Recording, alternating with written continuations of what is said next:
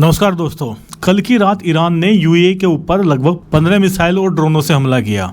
इसमें जो यूएई का फुजैरा ऑयल प्लांट था, ईरान ने ड्रोन हमला कर उसमें भी आग लगा दी, उसको भी जला दिया। अमेरिका एक तरफ तो दावा कर रहा था हम ईरान के साथ शांति वार्ता कर रहे हैं और हम जल्दी ही पीस डील पे साइन कर लेंगे, मतलब जो है ये युद्ध खत्म हो जाएगा। ये बात अमेरिका की तरफ से कही जा रही थी कि युद्ध जो है पूरी तरह खत्म हो चुका है, ईरान खत्म हो चुका है, ईरान जो है युद्ध लड़ने की स्थिति में नहीं है।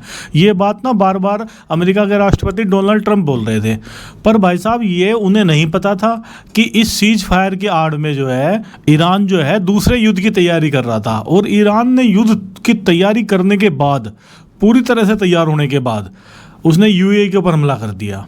ईरान ने अमेरिका के जो जहाज स्टेट ऑफ हार्मोज में हैं उनके ऊपर भी मिसाइल अटैक किया है। अब ईरान इस युद्ध को ख़त्म नहीं करना चाह रहा। ईरान चाह रहा है कि ये युद्ध अब अंत तक चले।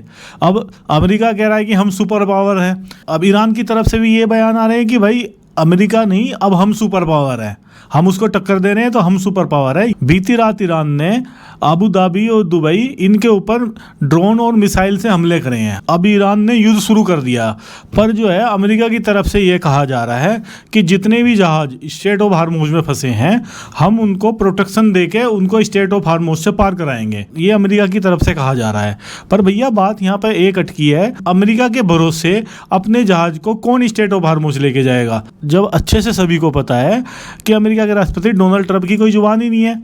वो जहाज को लेके चलेंगे, रास्ते में ही अपने जो उनके प्रोटेक्शन शिप होंगे उनको बोल देंगे भाई छोड़ के आ जाओ वापस। तो बेचारा जो इनके भरोसे चलेगा वो तो मारा गया ना। ईरान उसको मिसाइल अटैक करके ख़त्म कर देगा।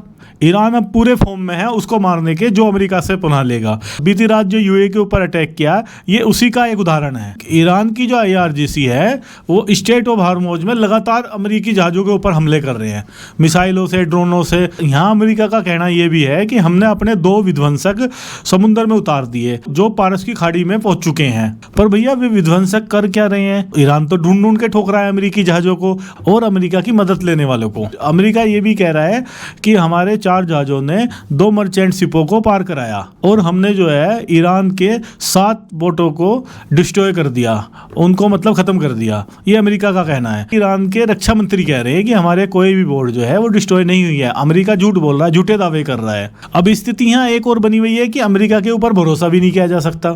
जिस तरह से ट्रंप के बयान बदल के आ रहे हैं, कभी कुछ कभी कुछ। अब जो ये युद्ध छिड़ा है ना, ये युद्ध विश्व युद्ध का रूप ले सकता है। अब जो खाड़ी देश है वो ये बोल रहे हैं कि ये जो ईरान ने रात हमला किया है ये हमला नहीं करना चाहिए था, हम इसकी निंदा कर रहे हैं, ये हमला गलत है जो यूएई के ऊपर किया गया है। GCC के सचिव हैं, उन्होंने भी हमले की निंदा करी। उन्होंने भी बताया कि भाई ये हमला गलत है क्योंकि यूएई के ऊपर जो हमला हुआ है इसमें सभी की फटी है, क्योंकि ईरान का अब कोई भरोसा नहीं है। ईरान पूरी तरह खत्म हो चुका है और जो खत्म हो गया उसे दूसरे की सेफ्टी से क्या मतलब। कोई मरे जिए उससे कोई मतलब नहीं है, जो मर रहा है वो तो दूसरे को मारेगा ही। अब अमेरिका की तरफ से ये बयान आ रहे हैं कि जो रात ईरान ने यूएई के ऊपर हमला किया है वो अंतर्राष्ट्रीय कानून का उल्लंघन है।